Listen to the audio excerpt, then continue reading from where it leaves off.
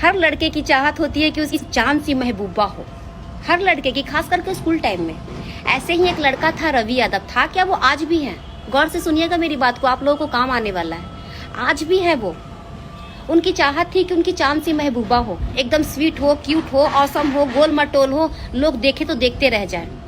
लेकिन कोई भी लड़की उनको भाव नहीं देती थी, कोई भी लड़की उनको लाइक नहीं करती थी, क्योंकि वो एकदम गरीब थे, बहुत गरीब थे। और गरीब के साथ साथ वो बदसूरत भी थे। और आज की डेट में लड़कियों को आपसे दो चीज चाहिए, या तो पैसा या तो शकल, वरना निकल। यार ये दिल दे के कोई किसी से प्यार नहीं करता, कोई भी नहीं। वही हाल रवि का था। किसी तरह स्कूल कंप्लीट किए, कॉलेज गए।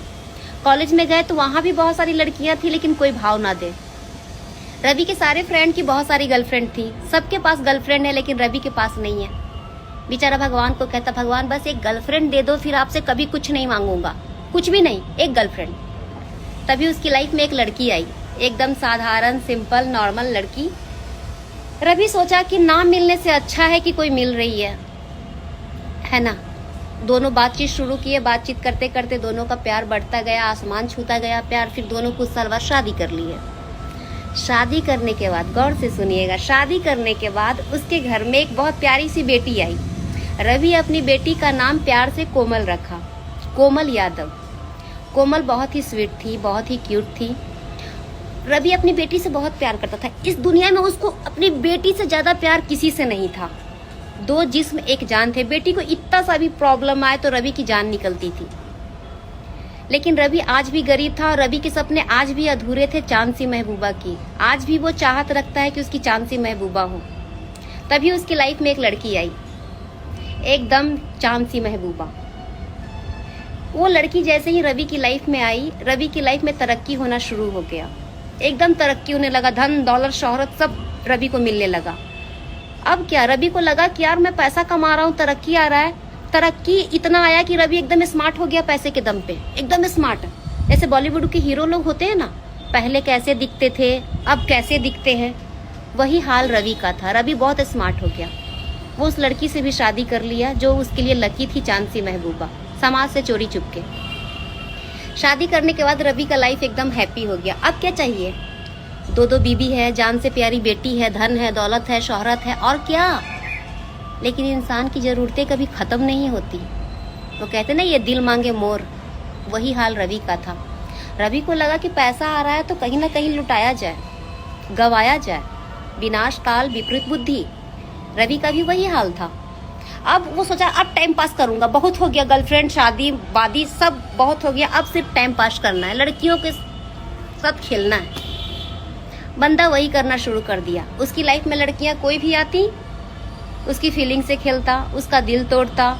आती तो हैप्पी हैप्पी, बट जाती वो रोते रोते, क्योंकि कोई भी लड़की से वो अब शादी करना नहीं चाहता था, क्योंकि 2 शादी वो कर चुका था। अब क्या, वो ऐसे ही करता गया। उसकी बीवी दोनों रोती, बेचारी बहुत पछताती, बहुत रोती, लेकिन कुछ कर नहीं पाती। क्या करेगी वो?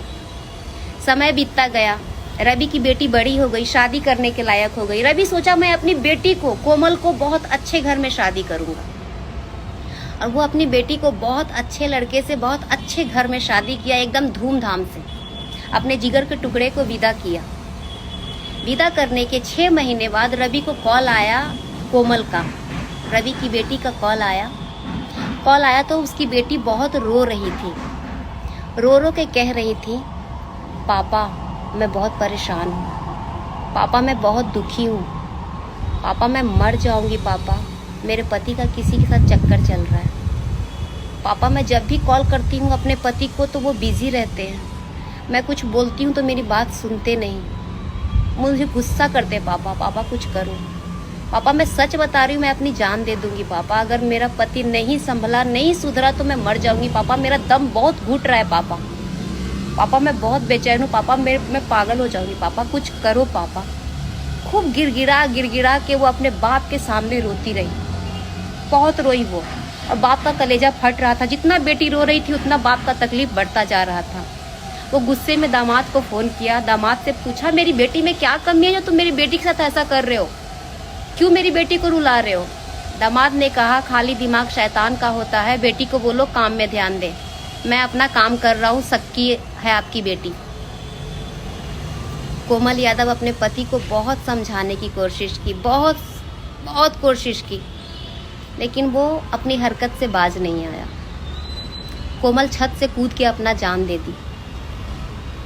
जान देने के बाद वो मरी नहीं, लेकिन वो जिंदा भी नहीं रही, क्योंकि उसके सर में बहुत ज़्यादा चोट लगने की वजह से वो कोमा में चली गई।